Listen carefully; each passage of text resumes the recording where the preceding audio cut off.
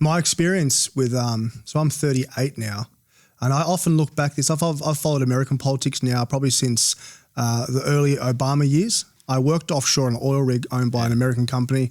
Which company? Transocean first was the European-owned company, and then I worked for Diamond Drilling, the drilling companies.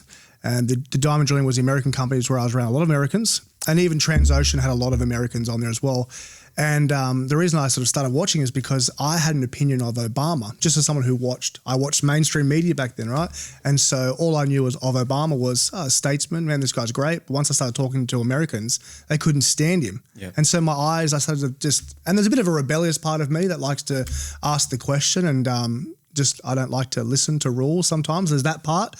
And I always look back at my experience when I first heard about Pauline Hanson. And I remember my parents, I got an interesting family. My dad's side grew up in the circus, so he was a son of an Ashton Circus. Parliamentarian, was he? What's that? Parliamentarian? No, not that real circus. A real circus where they were skillful politicians, right? And then my mum, her father, so her grandfather was a gold miner. They discovered the gold mines in Tennant Creek. So quite a rich, you would know Tennant Creek gold mines there. That was William Weber was my great-grandfather, and Jack Noble. Noble's knob in Tennant Creek. So that a little bit of history about my family, right? And so just a normal Australian family. And I remember when Pauline Hanson was coming through or first on the scene, I think I was in year 5 or 6. And I remember just the mainstream media smash on her. Yep. Because all I knew growing up was that she was, whatever they said. I mean, they made that song about her. I don't know if you remember, there was a song about her, right? And that's Pauline Pants Down. And they played it in school. They played it in school. Went to a public school. They played it in school. So it took a while. And I've asked my parents. I remember how they used to talk about Pauline. And they always liked Pauline. They're like, yeah, but what she says is good. So back then, politics was behind closed doors. Mum and Dad didn't even talk to each other about who they'd vote for. So that's my take. That's why it's crazy to see the difference over time of how people are waking up. Both the major parties, the Labor Party and the Liberal Party, united. People don't know this. United to knock her out. Yeah. They tried to get her into jail, and then that was done completely incorrectly, and she got out on appeal. She had enormous support when she was in jail. But even in jail, she started helping people. Yeah, it's amazing. And the way she got into politics was she was tired of the Ipswich City Council, so she ran to be a councillor, and she got in. Yeah, amazing. And then people were coming from all over Ipswich because she was the only one, the best at getting things done. And they came, and next thing, people within the Ipswich City Council administration were coming to her to say, "Can you fix this, please?" Yeah. And she was getting things done, and then she got into federal politics because she realised she could do something. But she's always about service, and she's one of the few politicians. I do the same. Yep. We listen. You know yourself that to be a manager or leader of a company, you have to listen. Most of them don't, but to lead people, you have to listen so you understand not only what they need, but understand how to communicate with people. And most politics is about pushing rather than serving. And serving doesn't mean being subservient. It means actually serving people, which is a high calling. So she's been very, very good at that. Very good. And she's extremely bright. A little shout out to Pauline. If you haven't seen the cartoon she puts out, incredible cartoon. Go to the YouTube, One Nation's YouTube there from Pauline Hanson. The cartoon's incredible. It's a great laugh. You touched on just before around the globalist agenda. Obviously, they're behind everything bad that we see, right? And I know that everything bad we see. I know that you are someone who you're not only fighting to see our country be great without using Donald Trump's language to be great again, but you're also fighting to see people held accountable for who's trying to destroy it. Some people still have their head in the sand and don't believe there is any global agenda.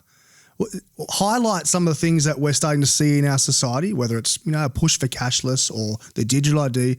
What are some of the things that are coming down that you're fighting extremely hard against to keep our sovereignty and our freedom and keep Australia what it is? Well, I'm still learning about it. When the Misinformation Disinformation Bill was first announced, it was by Scott Morrison and Barnaby Joyce, Liberal National Party coalition in the federal parliament, and that was about 4 years ago. They also introduced the Digital Identity Bill. Yep. And others I'll get to in a minute, because you said you wanted to talk about the under-16 ban. Love to, yeah. Okay. It's very, very important to understand that the under-16 ban or the artificial internet ban is part of a suite of legislation. That suite of legislation has been developed largely by the Liberal National Party, which used to stand for freedom of speech, and introduced by the Labor Party. So see if I can remember all the components. There's the digital identity, which involves giving people a digital identity so that they can be tracked. Then even though the bill was introduced, the next bill, the identity verification bill, was introduced by the Labor Party when it got into office, it was clearly developed under the Liberal Party. Yeah. And that's the identity verification bill. Which and Peter Dutton played a major role in that back then, didn't he? Home Affairs. He was at Home Affairs, so that he was in charge of a lot of it. And he's now saying if the disinformation bill doesn't get through, and it didn't, the Labor Party pulled it because of the heat we put on them, then he will legislate his own when he gets into office. And he was a very strong supporter for the under-16 ban. Yeah. So they're not what they seem. That's the word we get to. Identity verification, which is involving facial recognition, biometric data, fingerprints, tracking you when you're driving, knowing that I'm a passenger in your car. What the hell was Malcolm Roberts doing with Brodie? This kind of thing, so they can track you.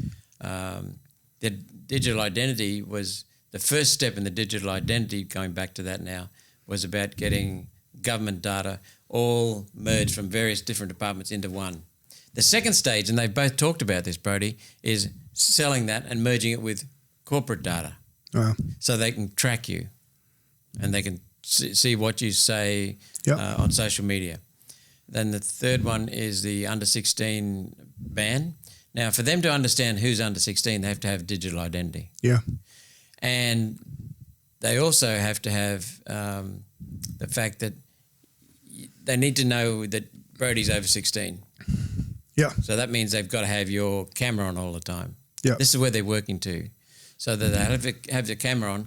Now, remember that, so if you log on as Brodie and you've got a son who's 10 or a daughter who's 10, then you step aside and she or he sits in, they've got to be able to track that. So that's why the camera will have to stay on. So that's what they're heading for. Wow. And I'm not the only one saying that, because we can see what's going on. Digital identity, misinformation, disinformation bill, they will declare what the truth is. Yeah. Throughout history, the people who've done that are not the good guys. That's true. They're control freaks. They've slipped into tyranny. What they want to do there is control what you say, and they want to have an arbiter of truth. Now, they've pretended to put the responsibility on social media platforms. They've told us they can't trust social media platforms and they want to regulate them. And now they're handing over the power to social media platforms. But social media platforms will kill their own business, so they're not going to be too happy about that, which means the ultimate arbiter of truth is going to be Australian Communications and Media Authority, which is a government body which will do whatever the government tells it to do. Yep. So we've got censored speech then. And then I also asked the question, the Reserve Bank of Australia, believe it or not, never turned up to Senate estimates, where we hold them accountable. Yeah. And so my very first time in the Senate, little old me, I didn't know what was going on. And they said, we want your nominations as to which agencies you want to appear in Senate estimates. And I said, rattle off the list. And I said, I also want the Reserve Bank. You can't have the Reserve Bank. Why not? They just don't come. Why not? They just don't come. Why not? They couldn't answer my questions. And I said, who pays their wages?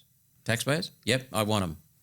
And so I was just laughing because I didn't know, And the lady in charge of the Finance Committee, who was responsible for overseeing the Senate estimates process with the Reserve Bank, said, I'll go away and come back, because she knew I wasn't going to let up.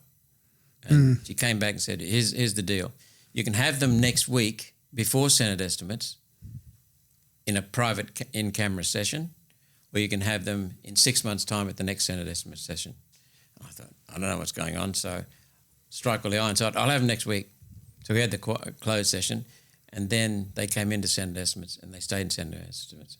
When I got knocked out with the dual citizenship, when I came back, they weren't there. And I had a stand-up argument in public with Matthias Cormann, the finance minister. They came back. Okay.